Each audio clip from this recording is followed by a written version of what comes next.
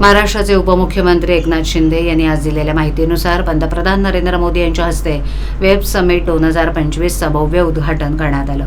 या कार्यक्रमात देशभरातील कंटेंट क्रिएटर्स आणि नवोदित कलाकारांना आपली कला आणि प्रतिभा सादर करण्याची सुवर्ण संधी मिळणार आहे। एकनाथ शिंदे म्हणाले की मुंबई ही देशाची आर्थिक राजधानी आहे। जसं आपण दावोसला जाऊन तिथले उद्योगधंदे महाराष्ट्रात आणतो, तसंच दावोससारखं जागतिक वातावरण मोदींनी मुंबईत निर्माण केले। विदेशातली अनेक प्रतिनिधींनी या समिटमध्ये सहभाग नोंदवलाय। शिंदे यांनी काँग्रेसवर टीका करत म्हणाले की ज्यांना वाटत होतं की मुंबईतील कलाकारांच्या महत्त्वाला केंद्र सरकार कमी लेखतंय, त्यांना पंतप्रधान मोदींनी प्रत्युत्तर दिले। काँग्रेस फक्त जुनी घिसीपिटी राजकारण करते।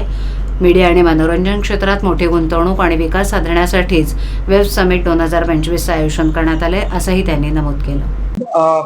आज खरं म्हणजे वेब समिट जे आहे, world audio visual and entertainment summit 2025 आज मुंबईमध्ये आयोजित केली ही परिषद।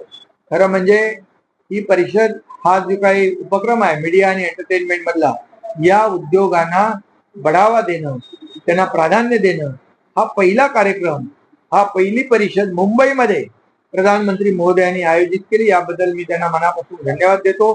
कारण आणि अश्विनी वैष्णव या विभागाचे मंत्री, त्यांनाही मनापासून मी धन्यवाद देतो, कारण मुंबईला त्यांनी महत्व दिलंय। आदरणीय प्रधानमंत्री म्हणाले होते की मुंबईला फिनटेक कॅपिटल हब करू, आणि म्हणून त्याचबरोबर ग्रोथ सेंटर, मुंबई हे देशाचं ग्रोथ सेंटर आहे, आणि त्याचबरोबर मुंबई हे पॉवर हाऊस तयार करू, हे आज खऱ्या अर्थाने त्याचं पहिलं पाऊल या ठिकाणी टाकलेलं आहे। आणि मी सांगेन की खऱ्या अर्थाने मुंबई देशाची आर्थिक राजधानी आहे, परंतु आता मुंबईचं नाव जागतिक नकाशावर आल्याशिवाय राहणार नाही। मुंबईचं ब्रँडिंग होईल, मुंबईचं शोकेसिंग होईल, आणि त्याचबरोबर मुंबईचं मार्केटिंग होईल, आणि खऱ्या अर्थाने मुंबई काय आहे हे जगाला कळेल। आणि म्हणून आजचा कार्यक्रम अतिशय महत्वाचा होता।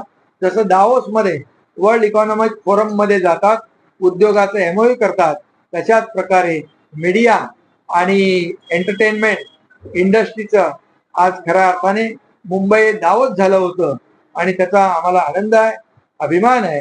आणि म्हणूनच यामधून खूप मोठ्या प्रमाणावर उद्योग निर्मिती होईल, आणि त्याचबरोबर रोजगार मोठ्या प्रमाणावर मिळतील। धन्यवाद।